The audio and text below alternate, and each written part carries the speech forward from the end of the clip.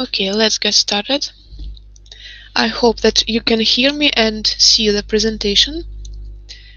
And today I will explain you the connective tissues. Connective tissues are the tissues of internal environment. Here in this slide you can see the classification of all the tissues of internal environment, and this is what you should know by heart for the second colloquium. Classification is the major information that you should learn. So, tissues of internal environment are classified into fibrous connective tissues or connective tissues proper, connective tissues with specific properties, embryonic or fetal connective tissues, and skeletal connective tissues. Today we will discuss first two blocks of information about fibrous connective tissues and connective tissues with special properties, and also some information about embryonic tissues. All the tissues of internal environment have specific features, common among them all. All these tissues that you see here develop from mesenchyme during embryonic development. In all of these tissues, we have a lot of extracellular matrix. As you remember, all tissues consist of cells and extracellular matrix. In epithelial tissues, we have very few amount of extracellular matrix because cells are closely located to each other, but here in connective tissues we have a lot of extracellular matrix. Also, separated arrangement of resident cells. This is because of abundance of extracellular matrix. It means that cells are not tightly packed but located at some distance from each other, separated by extracellular matrix. And cells lack the permanent cell junctions between them. And also what you should always remember, that extracellular matrix is produced by the cells of this tissue. In connective tissue, extracellular matrix has large importance because it provides major features of particular tissues. For example, in bone tissue, the extracellular matrix is hard and it makes bones hard. In cartilage tissues, extracellular matrix is rigid and elastic and provides such features of cartilage tissues. And in loose and dense fibrous tissues, the extracellular matrix also provides their specific functions. So we will point our attention to specific features of extracellular matrix of these tissues. So we start with fibrous connective tissues, or connective tissues proper, which are subdivided into loose and dense. In turn, dense connective tissues are divided into regular and irregular. Here you can see these three types of fibrous connective tissues. Loose fibrous connective tissue here. You can see here fibers and cells, dense fibrous irregular and dense fibrous regular connective tissues. You can see here thick bundles of collagen fibers and cells fibrocytes.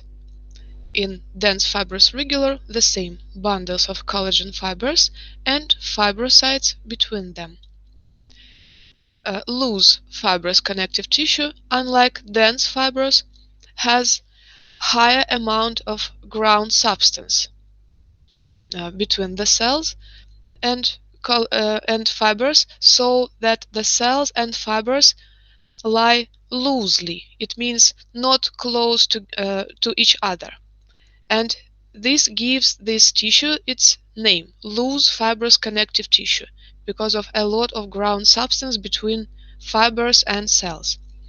Dense fibrous connective tissue are named so because in these tissues you can see that thick bundles of collagen fibers lie closely together.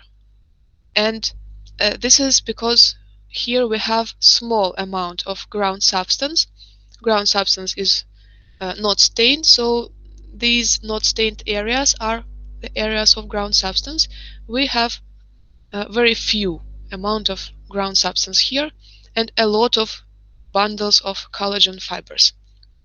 And the difference between these two tissues is described in this word in their name, irregular or regular. This describes the orientation of the bundles of collagen fibers. It is irregular or chaotic in dense fibrous irregular connective tissue. It means that fibers go in different directions here, but in dense fibrous regular connective tissue, bundles of collagen fibers run parallel to each other, and they are oriented regularly, not chaotic, not randomly. Another example of these tissues: loose fibrous connective tissue, dense fibrous irregular connective tissue, and dense fibrous regular connective tissue. We start with loose fibrous connective tissue. It has cells of different cell types, of different differons, collagen fibers and elastic fibers, and also ground substance in extracellular matrix. We will discuss cells and extracellular matrix. Another example of this tissue, here you can see collagen fibers, elastic fibers. This is the blood vessel blood capillary which goes inside loose connective tissue, and the cells. All the fibers and all the components of extracellular matrix are produced by the cell which is called fibroblast. We will discuss it later. We start with cells, and what you should know is that some of the cells of loose fibrous connective tissue always stay in this tissue, and the stem cells for these cells are located here in loose fibrous connective tissue, such as fibroblasts and lipocytes, but other cells come here from blood, such as granulocytes, macrophages, plasma cells. Another example of this tissue picture, you can see here thick bundles of collagen fibers, very thin elastic fibers, a lot of non-stained ground substance between them, and different cells. This is how this tissue looks like in our histological preparation stained with iron hematoxylin. This staining gives the tissue its bluish grayish look. And here you can see a lot of different cells. We cannot differentiate any of them.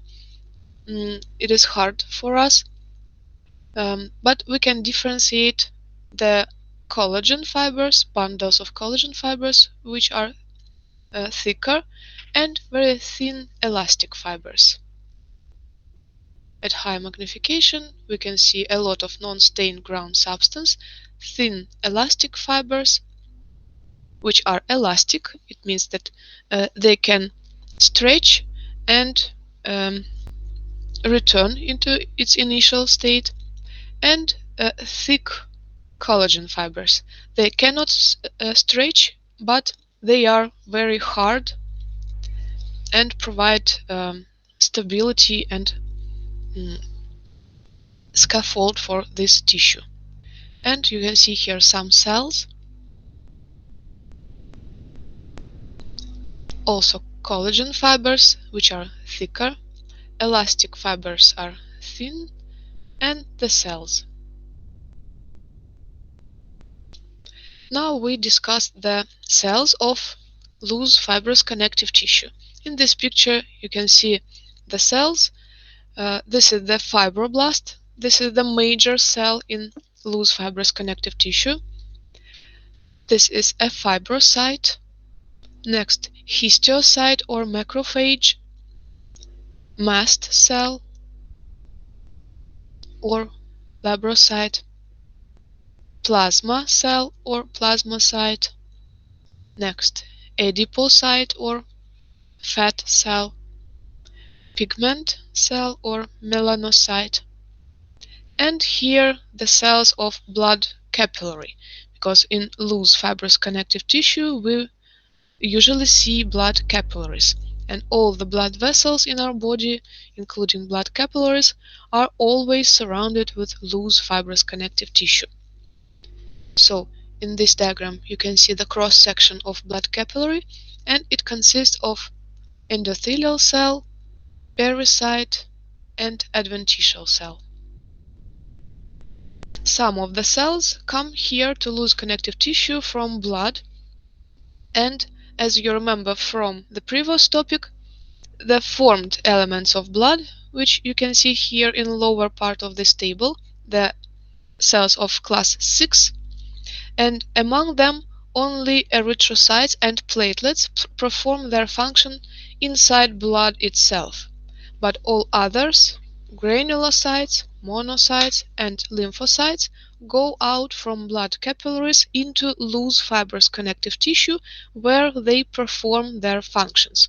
So we include these cells in loose fibrous connective tissue cells. Here in this slide you can see all the differons of cells of connective tissue.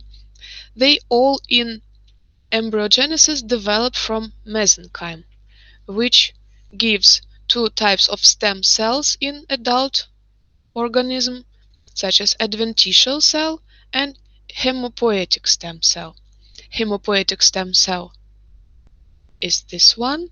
It is located in red bone marrow, and it gives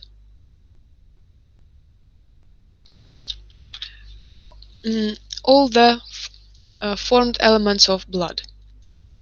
So, among difference of loose fibrous connective tissue,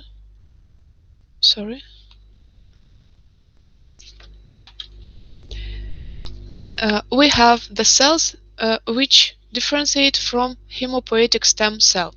They are macrophages, and their subtypes such as histiocytes, osteoclasts, and chondroclasts. Also mast cells, which develop also from hematopoietic stem cell, which develops into labrogenic cell, and finally into mast cell. And plasmocytes, or plasma cells. They are the final form of B lymphocytes. In turn, adventitial cell in loose fibrous connective tissue gives the difference of fibrocytes, including fibroblasts, fibroclasts, myofibroblasts, and fibrocytes. Also difference of white fat cells, adipocytes, but other difference cannot be found in loose fibrous connective tissue. They are the cells of bone tissue, osteocytes, and cartilage tissue, chondrocytes. So we will discuss only the cells of connective tissue now. In connective tissue, as I said, the extracellular matrix plays a very important role. Extracellular matrix includes fibers, collagen, elastic and reticular, and ground substance. Collagen fibers are usually shown as structures with cross striations because this is how they look like in electron microscopy picture. They are thick and hard. Elastic fibers are thin and elastic.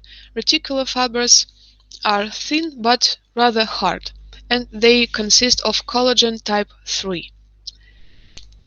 Collagen fibers themselves consist of protein collagen type 1. Elastic fibers consist of protein elastin. Ground substance consists of proteoglycans, which are large molecules consisting of proteins and glycosaminoglycans, and glycoproteins, or adhesive proteins. Adhesive means for attachment. Glycoproteins, for example these sausages-like molecules shown here, fibronectin molecules, they serve to attach the surface of a cell to components of extracellular matrix, to collagen fibers and to protoglycan molecules. And also these glycoproteins, adhesive proteins, help to connect fibers to each other and fibers to components of ground substance. Protoglycans are rather large molecules shown here. They have the large molecule of hyaluronic acid in the middle and large molecules of glycosaminoglycans, large sugar molecules. They serve to provide the diffusion of substances, to diffusion of fluids, to attach a lot of water, and provide all the metabolic processes in tissue. Here you can see the transmission electron microscopy picture in which you see extracellular matrix with collagen fibers and elastic fibers. This is the collagen fiber molecule. It consists of fibrils of collagen. These are longitudinally sectioned and these are cross-sectioned here in this picture. And these are cross-sected elastic fibers. They consist of elastin molecules. These are collagen fibers. In longitudinal section they have specific cross striation, and these are the same fibers but cross-sected. In loose fibrous connective tissue, the fibers are produced by the cell fibroblast. So here you can see this cell, fibroblast, and the process of production of collagen fiber is described here. It starts inside rough endoplasmic reticulum, where the pro-collagen triple helix molecules are made from amino acids. So you can see here that the molecule of pro-collagen, precursor of pro-collagen, which consists of 3 molecules in helix, is made inside rough endoplasmic reticulum. Then this molecule inside rough endoplasmic reticulum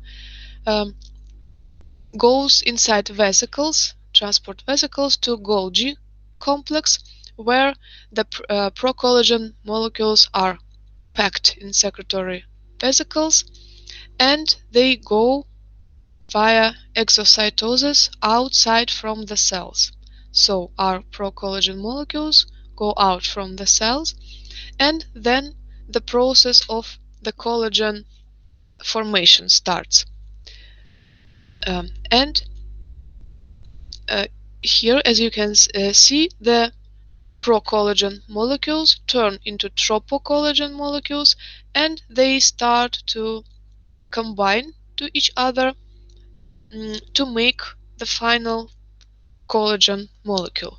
So it means that the cell fibroblast produces precursor of collagen fiber molecules, and collagen fibers are made outside of the cell from these precursor molecules.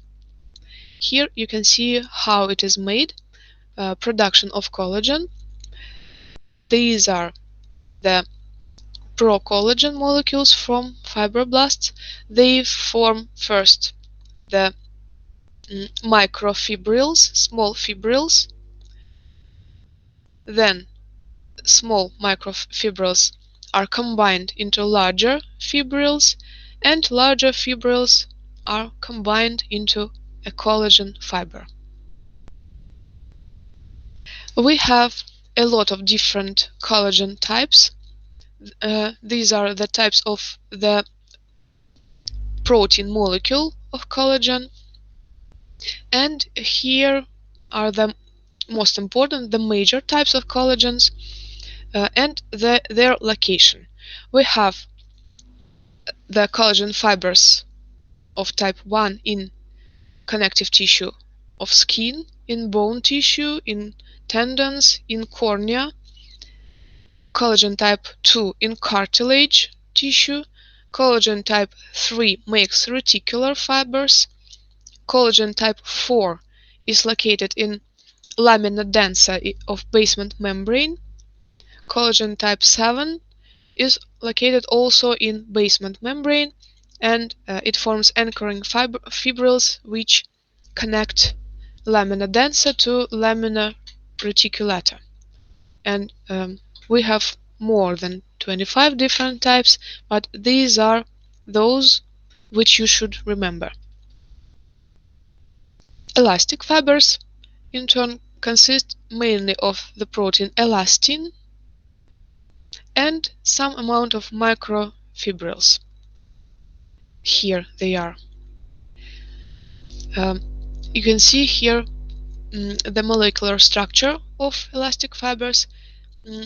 Elastin molecules are spiral-like molecules interconnected with the protein desmosine, and this shape, spiral-like, ensures the ability to be deformated, to ability to stretch and to relax and return into normal condition.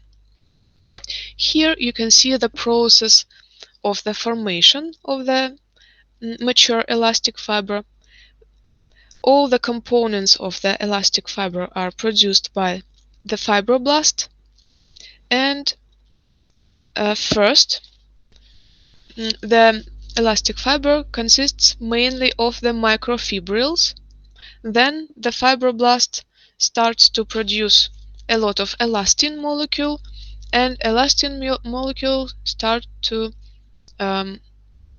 surround the microfibrils and thus forming elaunin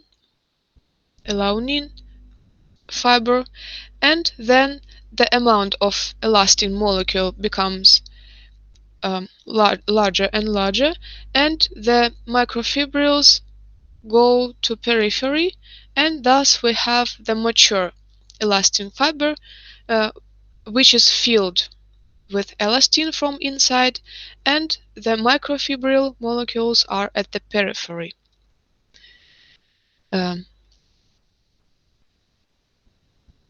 So here is the non-mature fiber, which consists of microfibrils surrounded with elastin fiber. So this is the oxytolin fiber. It goes into elaunin, this form, and then into mature elastic fiber, in which inside we have only elastin molecule and the microfibrils are at the periphery. Here you can see the main molecule of ground substance. Ground substance consists of a lot of water with dissolved ions and other molecules, gases, nutrients, and metabolites and wastes produced by the cells, and the molecules which are protoglycans and glycoproteins. Here you can see protoglycan aggregate, large molecule with the hyaluron acid inside it, and the protoglycans connected to it with the help of the linker protein. Each protoglycan molecule consists of the core protein, green line here, and glycosaminoglycan molecules connected to this core protein. Glycosaminoglycans are the sugar molecules, and these sugar molecules have the sulfate groups, which give them negative charge, and because of the presence of sulfate groups, they have specific names ending all on sulfate, such as chondroitin sulfate, keratan sulfate.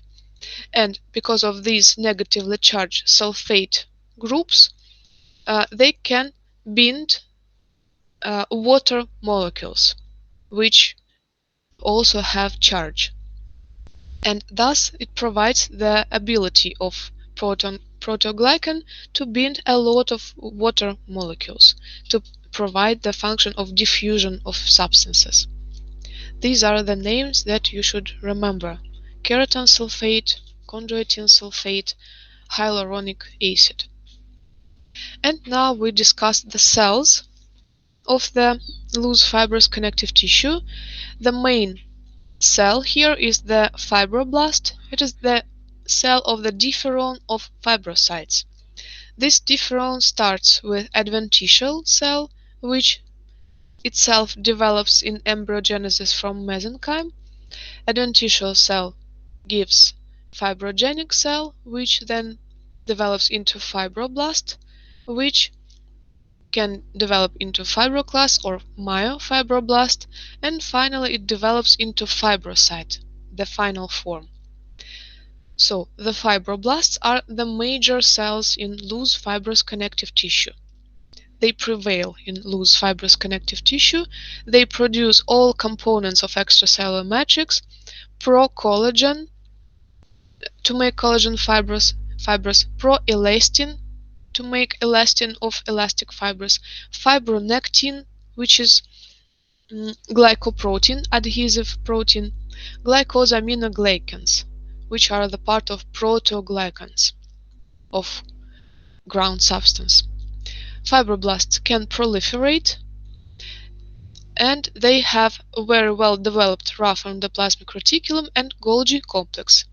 rough endoplasmic reticulum, and Golgi complex, because their function is to produce a lot of proteins listed here. Fibroblasts finally develop into their final form, fibrocytes, which are fully mature cells. They are long-living cells with very low metabolic activity, and they have few organelles and dark nucleus, because they do not produce almost nothing. Myofibroblasts are subtypes of fibroblasts which have contractile actin and myosin filaments in their processes, and they can participate in repair processes, for example in wound healing, because of these contractile actin and myosin filaments. It means that if you have wound, um, these contractile myofibroblasts help to connect the edges of the wound, to close the wound. Fibroblasts, the major function is to destroy and phagocytize the components of extracellular matrix during the remodeling of the tissue. In tissue, the components of tissue are always produced by fibroblasts, and they should always be destroyed by other cells, mainly by fibroblasts. And it means that all the components of extracellular matrix are always renewing in normal tissue. So, in tissue, here you can see fibroblasts. They have larger cytoplasm and lighter nucleus than fibrocytes. Fibrocytes have smaller cytoplasm and darker nucleus. Fibroblasts, fibrocytes. In transmissional electron microscopy picture, here you can see fibroblast with a lot of rough endoplasmic reticulum and Golgi complex, and it is surrounded with collagen fibers, which it produces. Here you can see also fibroblasts and fibroclasts, fibroblasts and fibrocytes, and collagen fibers between them. Next, mast cell, or the same tissue basophil or labrocyte. It develops from hematopoietic stem cell, which is located in red bone marrow. It has specific granules, basophilically stained. In these granules, it has heparin to prevent blood coagulation, serotonin, histamine, which increases permeability of blood capillaries, dopamine, and other substances which it can release during its degranulation, where the granules go out during exocytosis, and also it produces the derivatives of the arachidonic acids, such as prostaglandins and leukotrienes. These are also biologically active substances. Mast cells regulate permeability of ground substance and capillary walls, mostly because of the histamine production. They can be confused with basophils from blood, but they have differences. Here you can see mast cell and here basophil. The major difference is that the mast cell has non-segmented nucleus, but basophil has segmented nucleus of 2 segments with small bridge between them. And mast cells are much larger than basophils. And also the mast cells have larger amount of smaller secretory granules. In basophils, we have smaller amount of larger in size granules. But in functions, they are mostly similar, mast cells and basophils, and both cell types are present in loose fibrous connective tissue. And both of them develop from hematopoietic stem cell. Some examples of how mast cells look like in tissue. So you can see the nucleus in the middle and the granules of basophilically stained granules. Next, plasma cell or plasmacyte is the final form of B lymphocyte developing from hematopoietic stem cell. This is the difference of the B lymphocyte. It ends its development to B lymphocyte in red bone marrow and then goes to peripheral organs of immune defense such as lymph nodes and spleen and tonsils, where it develops into its final forms, which are plasma cells, which are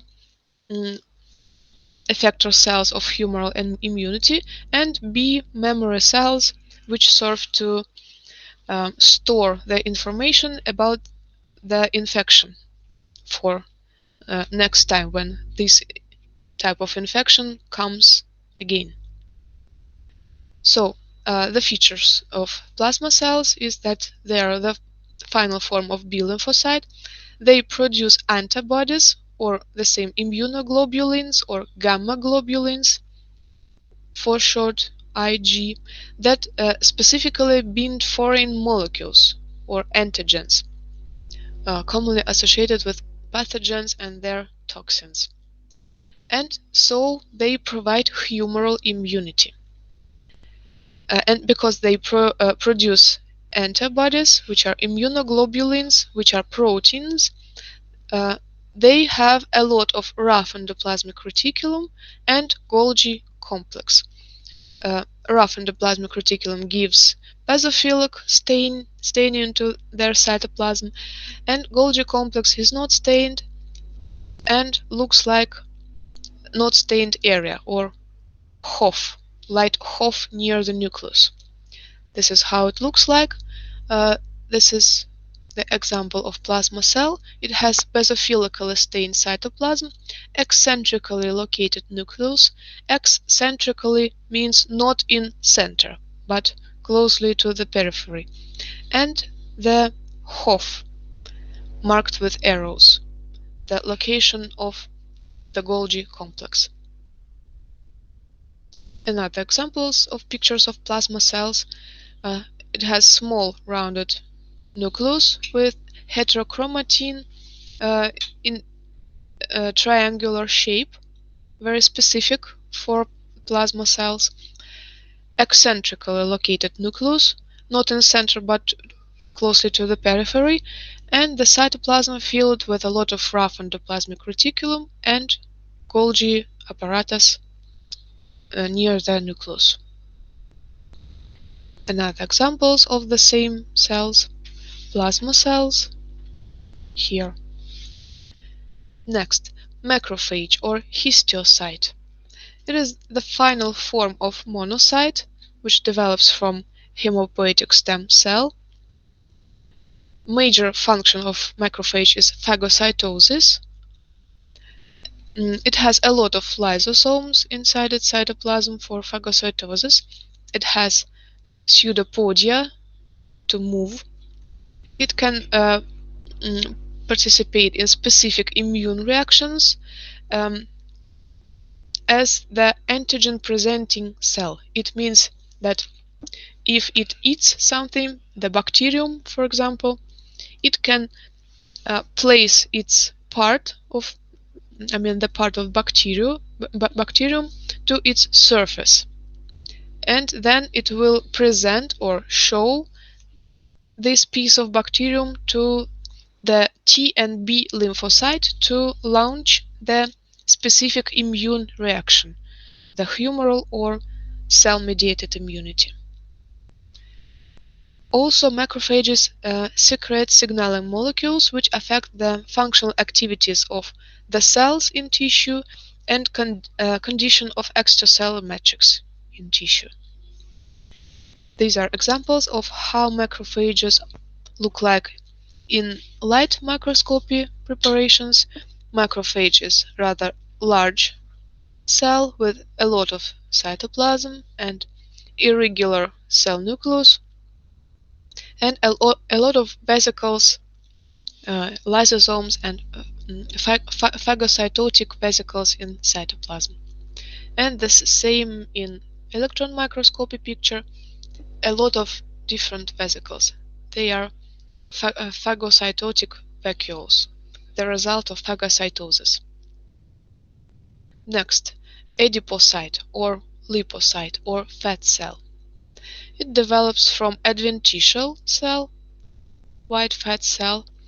It has a very large drop of lipid in the cytoplasm, and the rest of cytoplasm is very thin, and it is located at the periphery. The nucleus is also thin and flattened and located at the periphery. Here is the adipose tissue. Here you can see a lot of adipocytes here. They are filled with lipid, which is not stained in the middle, and the cytoplasm is very thin at the periphery, and the nucleus is also at the periphery of the cell. These cells participate in lipid metabolism, they store lipids, and they break down these lipids when it is needed. Also, they can produce some hormones and biologically active substances, such as estrogen, which is the female sex hormone, and it is produced by adipocytes in adipose tissue, mainly after menopause, after the reproductive life of woman ends, after approximately 50 years old. And at this stage of life, the woman lacks the ability of her ovaries to produce egg cells and to produce estrogens. But the woman still needs a lot of estrogen in her body, so the adipocytes take the role of producing of estrogen. And this causes the large growth of adipose tissue in aged women. Maybe you see that some and a lot of women start to be fatter after 50 years old. This is because of the growth of adipose tissue to produce estrogens. Also, adipocytes produce leptin, which is the hormone which controls food intake, the amount of food that we should eat to feel not hungry. Next, pigment cells. They have processes and body filled with granules of pigment, melanin. And other name of these cells is melanocytes. They contain melanin, a pigment which catches and absorbs the ultraviolet light waves and thus protects the body from this potential damage to DNA caused by ultraviolet irradiation. In embryogenesis, these cells develop from neural crest, but in adult organism they have their own stem cells in loose connective tissue and also in the skin, where they also are located. Next, inside loose connective tissue we will always see blood capillaries, the tiniest blood vessels, because one of the functions of the loose connective tissue is to provide the diffusion of substances, gases, nutrients, wastes between blood and tissues. So, blood vessels are always surrounded with loose connective tissue. The blood capillaries contain three types of cells: endothelial cells, pericytes, and adventitial cells. Only endothelial cells make the continuous layer of cells. Pericytes and adventitial cells do not make layers of cells, but they are present in some amount around the blood capillaries. In this picture below also you can see the endothelial cell This is the lumen of blood capillary inside which erythrocyte is seen, pericyte, and adventitial cells.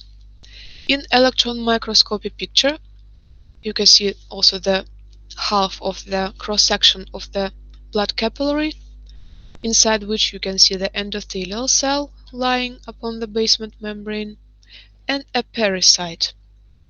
And these are surrounding collagen fibers. Now, the functions of the cells. Endothelial cell makes the endothelium, so-called. Endothelium consists of endothelial cells, and it looks like the mesothelium, the simple squamous epithelium. But it is not epithelium because it separates two tissues of internal environment: blood, which is within blood vessels, and loose fibrous connective tissue. But as you remember, epithelial tissues are at the border between the outer environment of the body and tissues of internal environment. So we cannot call endothelium the epithelium.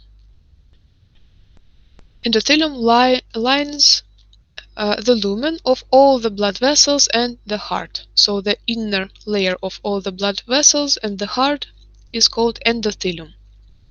Endothelial cells provide bidirectional transport of substances. Bidirectional means from blood through blood vessel wall to tissue, and backwards from tissue through the cytoplasm of endothelial cell into blood. Apical surface of the endothelium, which faces the blood, has negatively charged glycocalyx, which prevents the sticking of erythrocytes to the walls of blood vessels. Also, apical surface of endothelium has receptors for leukocytes and help them to exit blood vessels to surrounding loose connective tissue where they perform their functions. When the blood flows through the blood vessels, the leukocytes which want to exit to loose connective tissue should attach to these receptors upon the surface of endothelium to attach to the blood vessel wall, and then to go through the endothelium cell into the surrounding loose connective tissue.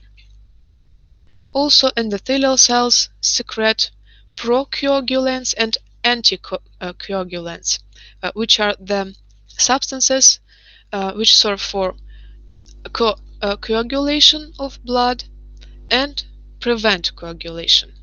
And the balance between these molecules serves for the hemostasis of blood. And also, endothelial cells can regulate the diameter of blood vessels, vasomotor function, dilation and constriction of blood vessels. Pericytes. Pericytes lie upon basement membrane and are covered with basement membrane, so they are embedded inside the basement membrane. Basement membrane in this picture is this lighter area. The pericytes have processes which hug the blood capillary, and they have the contractile microfilaments inside these processes, and when they contract, they can squeeze and such decrease the diameter of the blood capillary, so they can regulate the width of the capillary lumen. And also they participate in wound healing and vascular repair. Also, they have the gap junctions between the pericytes and endothelial cells and can modulate the proliferation, migration, and differentiation of endothelial cells. Adventitial cells, they lie along the blood capillaries. They are non-differentiated stem cells which can give rise to multiple differons of the cells, including fibroblast differon, chondrocyte, osteocyte, and lipid cells differons. Here are some examples of the cells of connective tissue, such as macrophages with irregular shape, mast cells filled with a lot of granules, basophilically stained, some other macrophages and fibroblasts. Here, plasma cells with basophilic cytoplasm and Hopf non-stained area consisting of Golgi apparatus nearly the nucleus.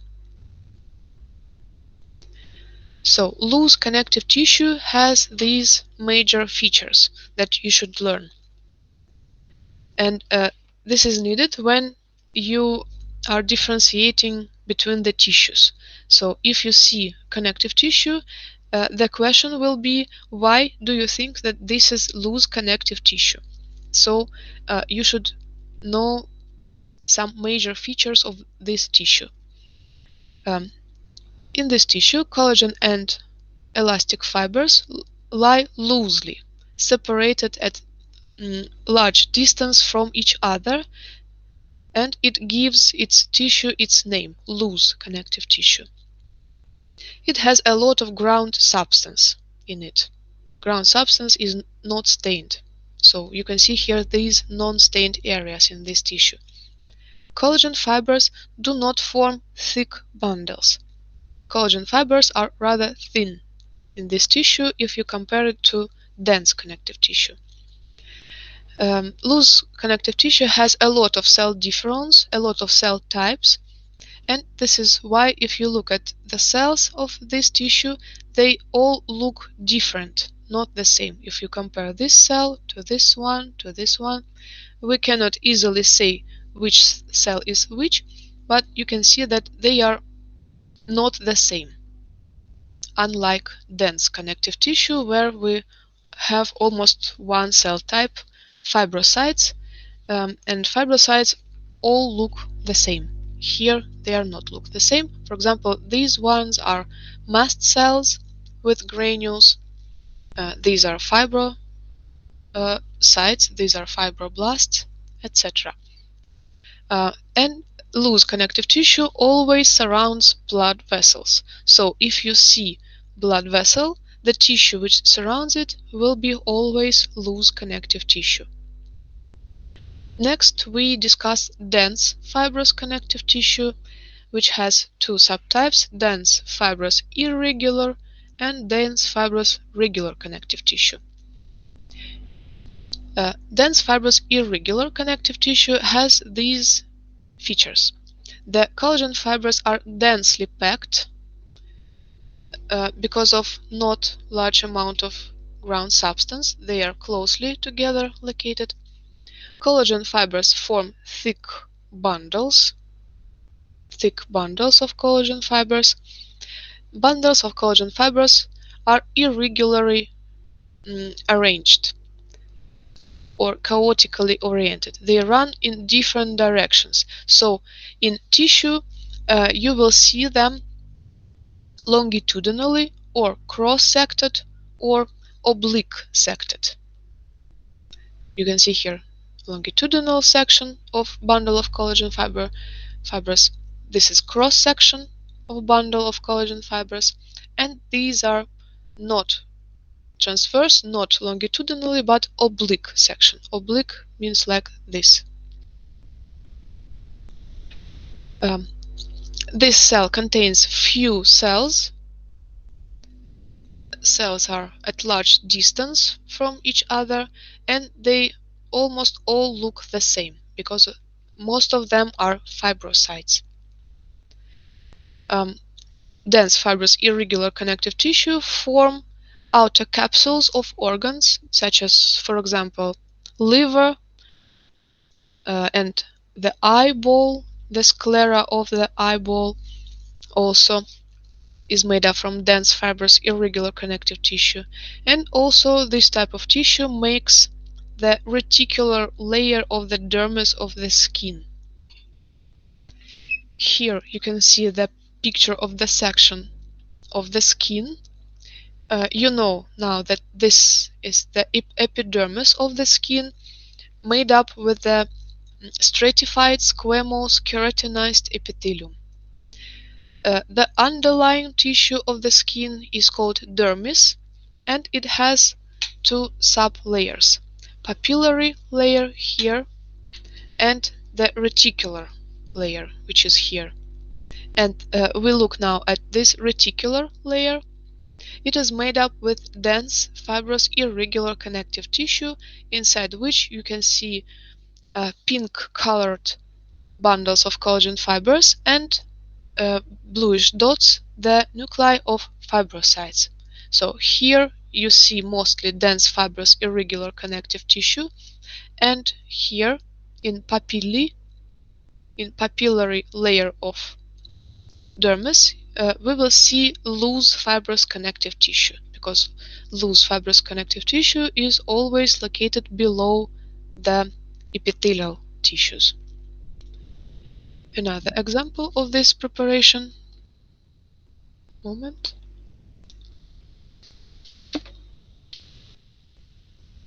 So here you can see the section of the skin.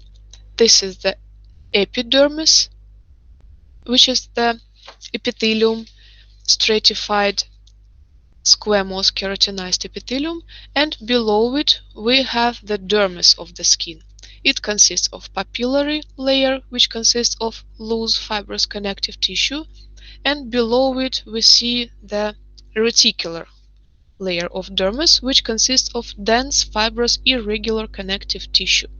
We can see the difference between these tissues: loose fibrous connective tissue here and dense, fibrous, irregular connective tissue here.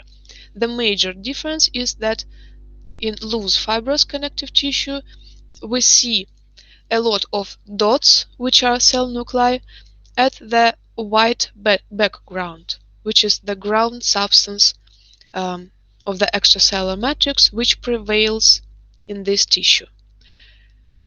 In turn, in dense, fibrous, irregular connective tissue, you see a lot of pink or red colored bundles of collagen fibers, which prevail in this tissue upon the ground substance. Very few amount of ground substance and few cells. A lot of collagen fibers.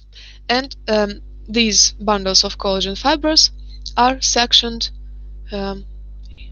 in some areas longitudinally, here, in some areas cross-sected, and in some areas oblique-sected. And this is because this tissue is irregular, dense, fibrous, irregular connective tissue.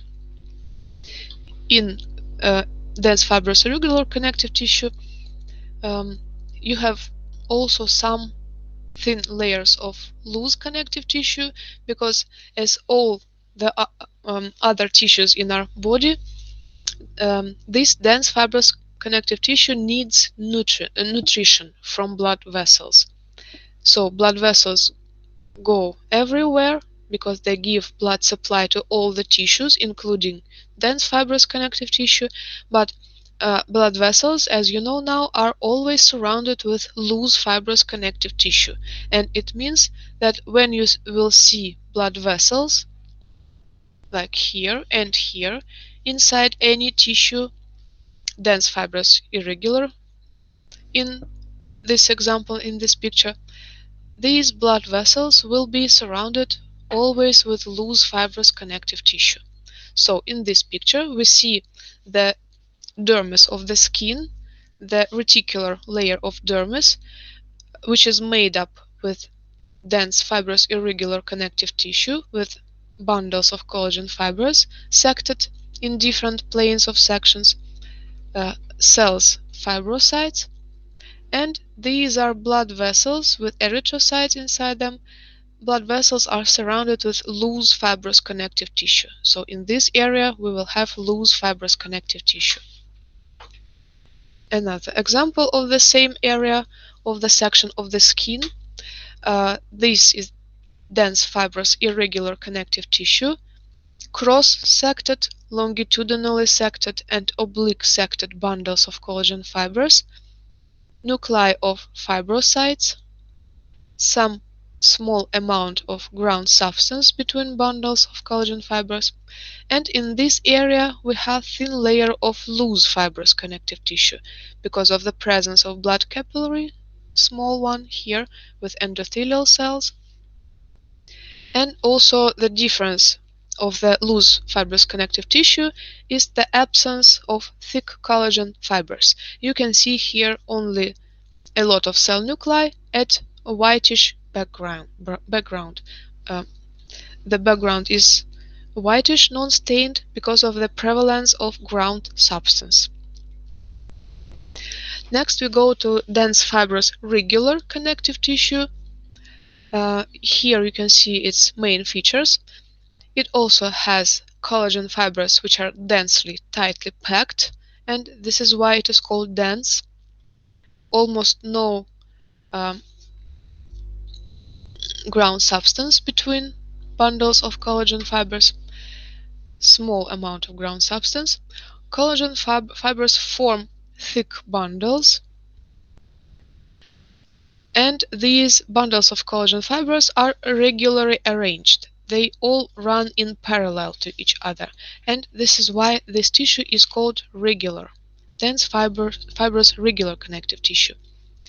This tissue contains few cells. Almost all of them are fibrosites. Here you can see their nuclei. Fibrosites are located between the bundles of collagen fibers. This tissue forms the tendons and ligaments in our body. Here you can see our histological preparation of dense fibrous regular connective tissue. This is the longitudinal section of the tendon. Tendon is the organ which connects bone to a muscle, and it consists of dense fibrous regular connective tissue which makes the bundles. Separated with loose connective tissue with blood vessels which gives blood supply to this organ. So the tendon is the organ which consists, as most of the organs, of several types of tissues. So here you can see dense fibrous regular connective tissue which forms thick bundles, and between you can see loose fibrous connective tissue. So in the tendon as an organ we will see the bundles of collagen fibers of different orders. The smallest order is the first order, which is located, the bundle of collagen fibers of the first order located between the adjacent fibrosites. So fibrosites here, between them we have the bundle of collagen fibers of the first order. One here, one here, one here, one here, etc. In the picture in the left, also you can see here the bundle of the first order. Another one here. It is located between the two adjacent fibrosites. So this will be the bundle of the first order. The bundles of first order are combined into larger bundle of the second order. So all this will be the bundle of collagen fibers of the second order. One such bundle here, one such bundle here. It is separated, they are separated from each other with layers of loose fibrous connective tissue, which is called endotendinium.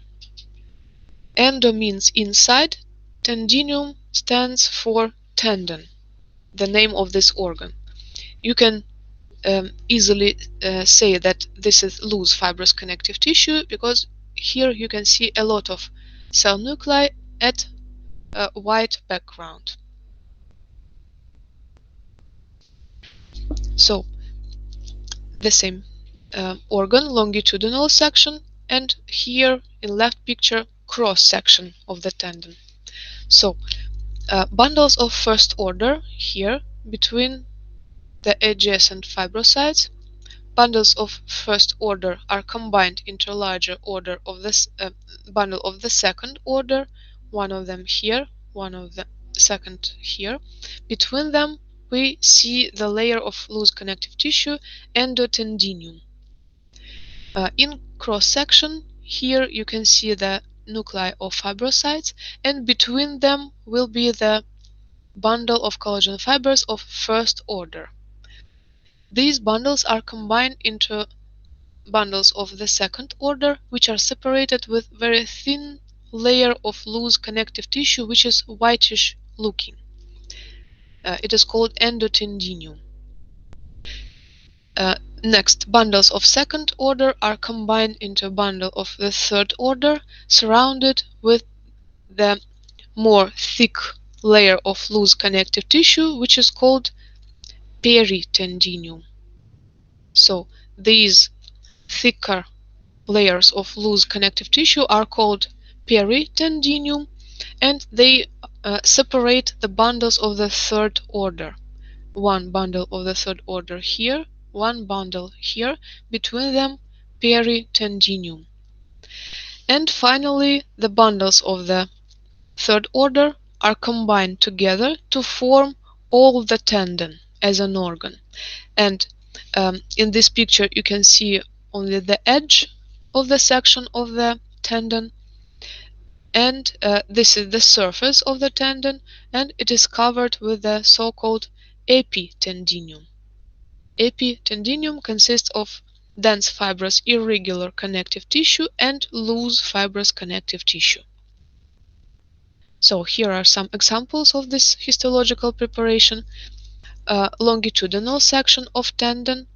It consists of bundles of the second order, bundle of second order here, bundle of second order here. They are separated with peritendinium.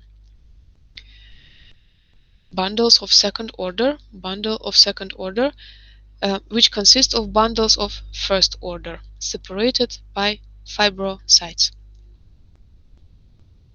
Fibrosites, bundle of first order, bundle of first order, bundle of first order. They are combined into bundle of the second order, between them endotendinium. So bundle of first order, bundle of first order, bundle of first order combined into bundle of second order, bundle of second order, bundle of second order, between them endotendinium. Bundles of second order are combined into bundle of third order, separated with peritendinium. Bundles of third order, bundle of third order, bundle of third order, another one, combined into the tendon. All the tendon is covered with the epitendinium, which is dense fibrous irregular connective tissue and loose fibrous connective tissue. Inside loose fibrous connective tissue in peritendinium here you can see blood vessels, which give blood supply to all the tissues here. At higher magnification,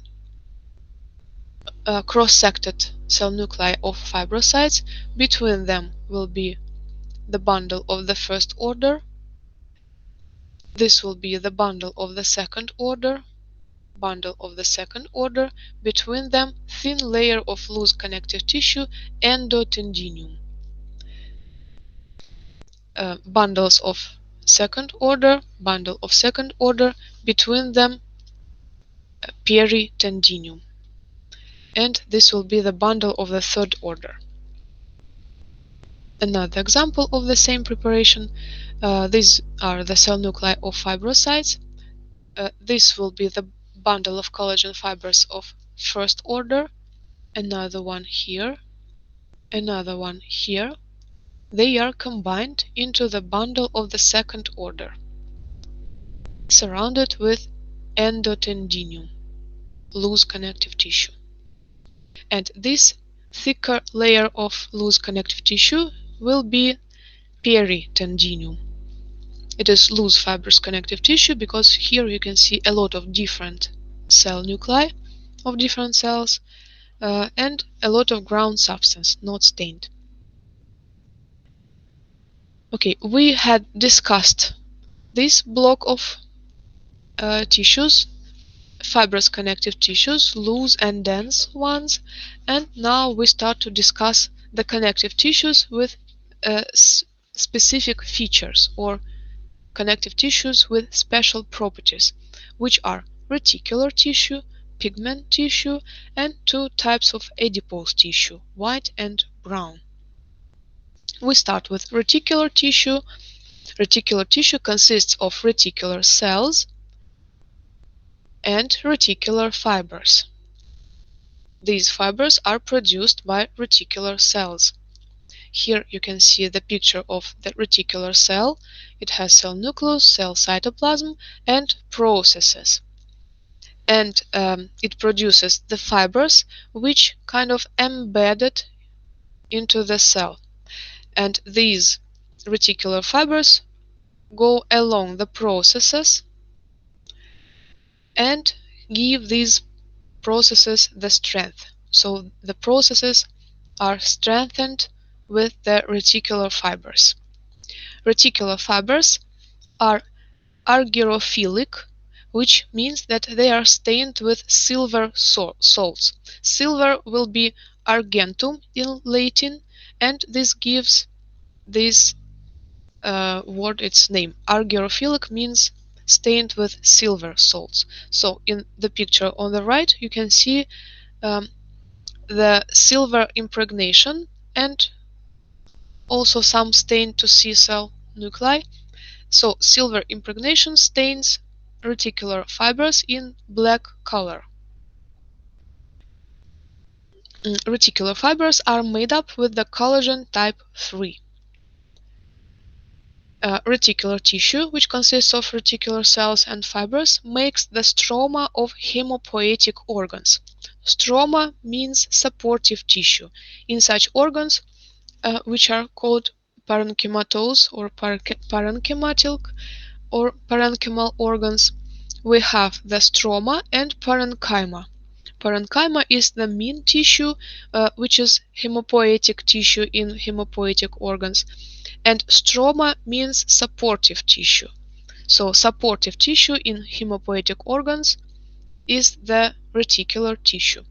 Hemopoietic organs are the organs where hemopoiesis happens, and these organs are red bone marrow and also thymus, lymph nodes, spleen, and tonsils. Reticular cells in these organs forms the mesh net which divides the hemopoietic organ into hollow compartments, inside which the differentiating hemopoietic cells are located, and forms the microenvironment for these differentiating hemopoietic cells. But in lymph nodes, the reticular tissue also has its specific function. It helps to filtrate the lymph, which flows through the lymph nodes. Another example of the reticular tissue, cell nuclei of reticular cells, and these are stained with silver salts, reticular fibers. So you can see here that the reticular cells with their fibers and processes make the mesh net for developing lymphocytes. But we will see the other function of the reticular tissue in the lymph node, where we see this tissue. So this is our histological preparation, the section of a lymph node. This is how this preparation looks like. It has cortex and medulla, lighter area in the middle. Lymph nodes are the bean-shaped parenchymal organs, which are located at the sites of junctions of lymphatic vessels. In this picture, you can see greenish lymphatic vessels which carry lymph. Lymph is actually the extracellular fluid, inside which we will have a lot of wastes from the tissues, and also some antigens such as bacteria and viruses and cancer cells can be present. And this lymph flows through the lymphatic vessels through the specific lymph nodes, which you can see here at the sites of connection of lymph vessels. And while the lymph flows through the lymph nodes, it is filtrated from all the bad stuff, from all the antigens and cancer cells. And then this cleansed, clear lymph goes back into blood circulation, into veins of the upper part of the thorax. So inside the lymph node, we will have the filtration of lymph. And how it happens? The lymph comes inside the lymph node through the incoming or afferent lymphatic vessels, and then this lymph flows inside the specific areas called sinuses. And while it goes through the sinuses, it is filtrated, and then the filtrated clean lymph goes out from the lymphatic lymph node through the outcoming lymphatic vessel. Here you can see the structure of this sinus, the area through which lymph flows to be filtrated, and you can see that inside this area we have a lot of cells. And the major role in the filtrating of lymph plays the reticular tissue. Here you can see reticular cells with long processes. They stand inside the sinus and make here the net meshwork of processes and fibers, and act as a mechanical filter. Lymph flows through the sinus, and all the bad stuff is trapped here in this net. And then macrophages catch these bad stuff, these antigens, bacteria, viruses, and cancer cells, and destroy them. So this is what happens inside lymph node, and you should be able to explain the role of reticular tissue here. So reticular tissue here acts as the mechanical filter. This is our histological preparation. In this area of the lymph node you can see the sinus here and here. These are the lighter areas here, and inside them you can see larger cells with processes and larger cell nuclei, large light cell nuclei with nucleolus inside. These are reticular cells. Between them you can see other cell type, cells with small dark round nucleus and not seen cytoplasm. These are lymphocytes. Lymphocytes are the major type of cells in lymph node. In these darker areas, lymphocytes develop into their final forms, into plasma cells and memory cells. I mean B lymphocytes, T lymphocytes develop into their final forms, but in sinuses they flow with the flow of lymph. They go from one lymph node to other one with lymph. So they can migrate through all our body from one lymph node to another one to perform their function of immune defense. Another example of this preparation. So here you should find the reticular cells, which have a lot of cytoplasm, long processes, and the large, lightly stained nucleus with nucleolus. Another example of such a cell, you should look to its nucleus. It should be large, light, and with nucleolus. But lymphocytes, which are here, have small, dark, round nucleus. No nucleolus is seen here. Next we go to adipose tissue. We have two types of adipose tissue, brown and white. They consist of different types of adipose cells, which are called multilocular and unilocular adipose cells. Both develop from the adventitial cell, which develops from mesenchyme in embryogenesis. It will give lipoblast, which can develop either into multilocular or into unilocular adipose cell. The difference between these two types of cells is first in the amount of lipid droplets inside their cytoplasm. So these are multiple lipid droplets in multilocular adipose tissue cell and only one large drop of lipids inside the unilocular or white adipose tissue cell. And second difference is in the presence of specific mitochondria in the brown adipose tissue.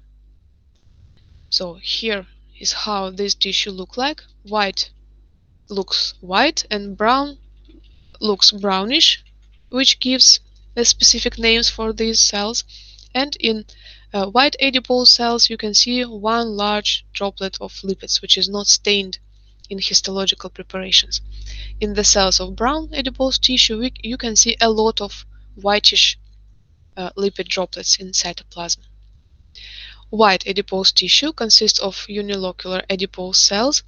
It provides accumulation and allocation, breaking down of lipids when it is needed, and thus provides energy for our body.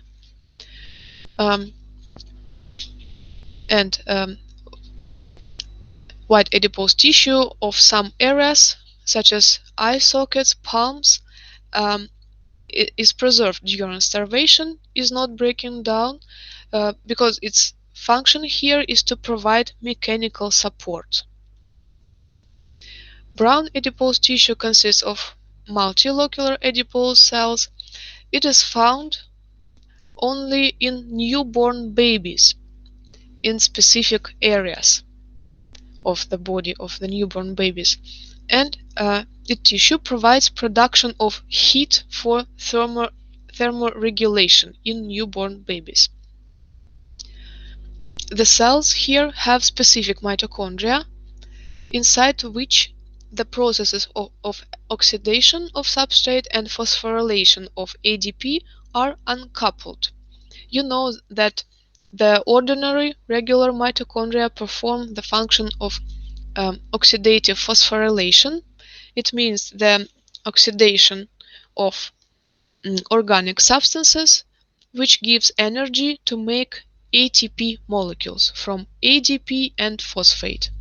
But here these two processes are not combined, they are uncoupled, and the energy produced by the oxidation of substrate is not used to make ATP, but is dissipated as heat. And this heat then heatens the blood which flows in blood capillaries between the cells.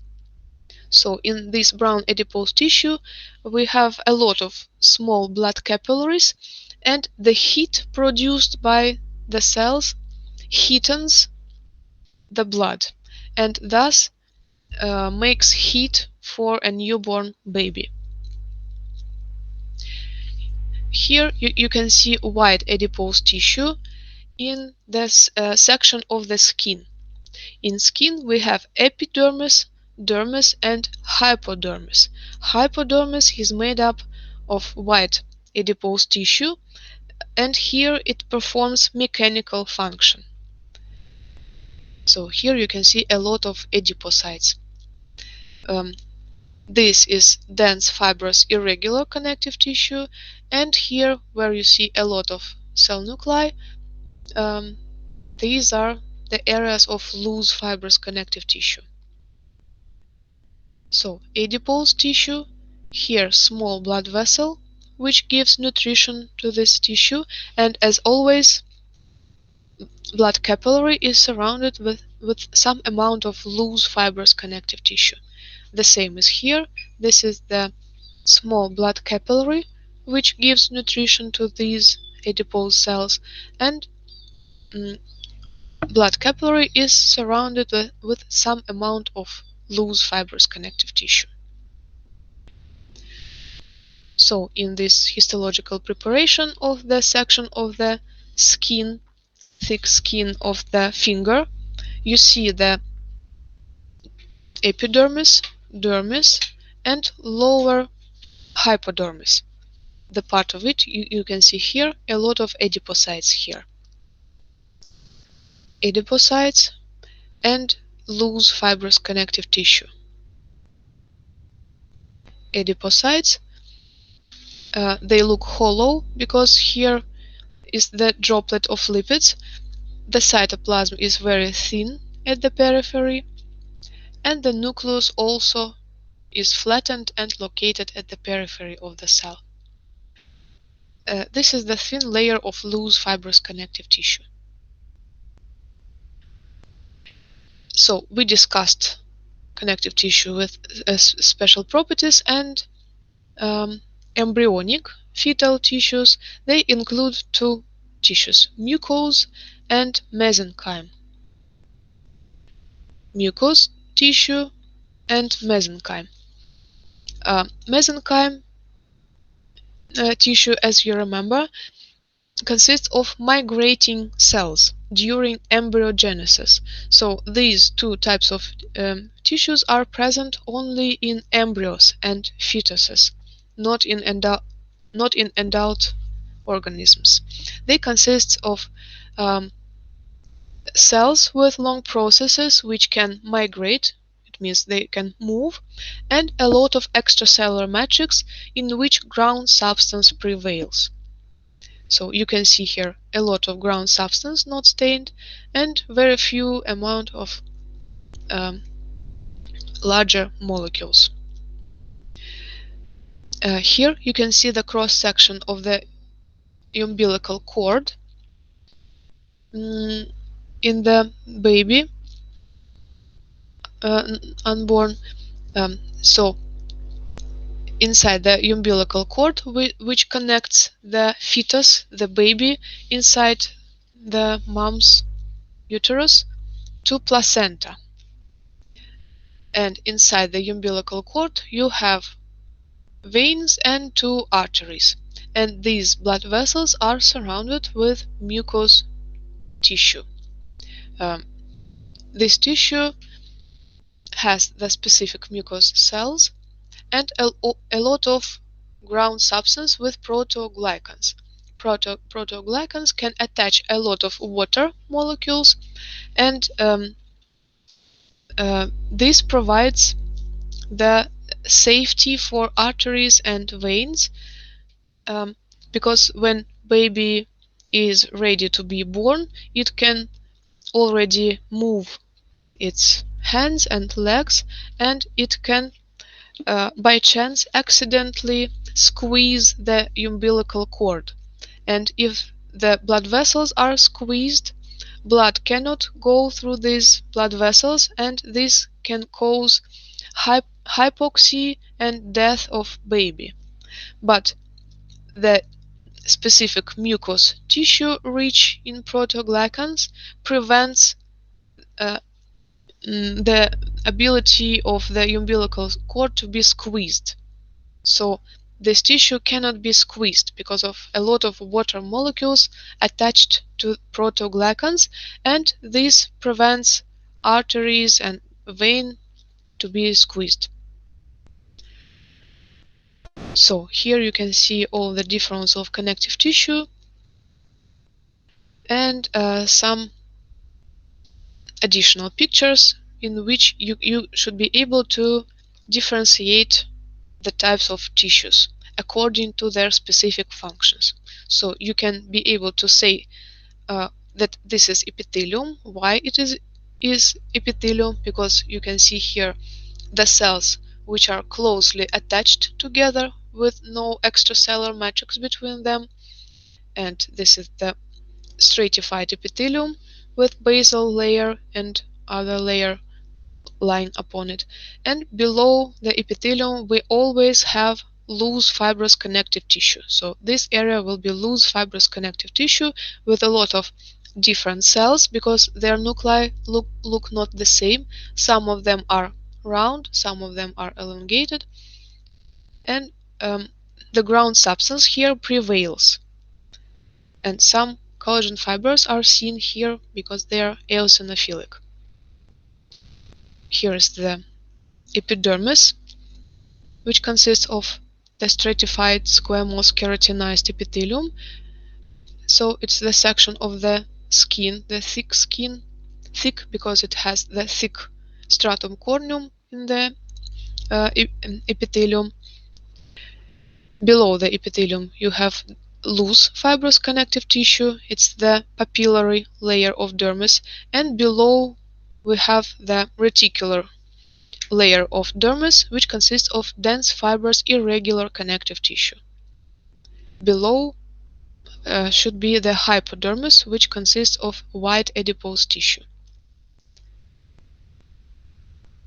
So here you can see dense fibrous irregular connective tissue, because you can see here a lot of thick bundles of collagen fibers, eosinophilically stained in pink color, almost no ground substance between them, so it cannot be loose fibrous connective tissue, it is dense fibrous connective tissue, and these fibers go in different directions. So this is irregular connective tissue, dense fibrous irregular connective tissue in this area. In this area you can see a lot of cell nuclei at one place, so it should be loose fibrous connective tissue, and this can be the blood vessel. Another example of the layer of loose connective tissue, and these large round whitish looking cells are white adipose cells. Another example of white adipose tissue cells, white adipocytes, loose fibrous connective tissue, loose fibrous connective tissue here, and here starts dense fibrous irregular connective tissue. This is the part of the section of the lymph node, inside which you see these lighter areas, which are sinuses through which lymph flows to be filtrated from antigens with the help of reticular tissue. Reticular tissue consists of reticular cells with processes and fibers. Fibers are not seen because they are stained only with silver salts. But here we have the hematoxylin and eosin staining. The same preparation, but at higher magnification.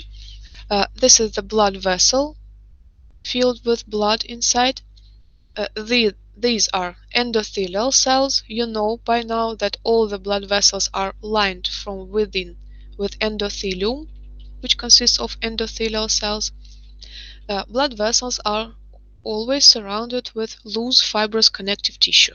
So here you have loose fibrous connective tissue around these two blood vessels. This is the sinus through which lymph flows, and while it flows it is filtrated with reticular cells. Reticular cells have large cytoplasm, processes, and large lightly stained nuclei with nucleolus inside.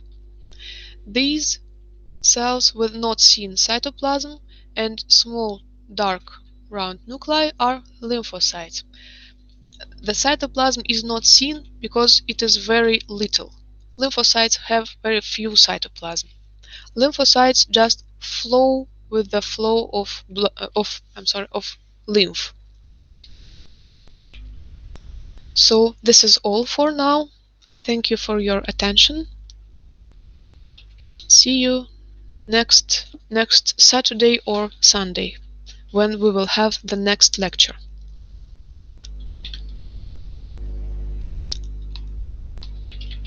So that's all. Have a good day.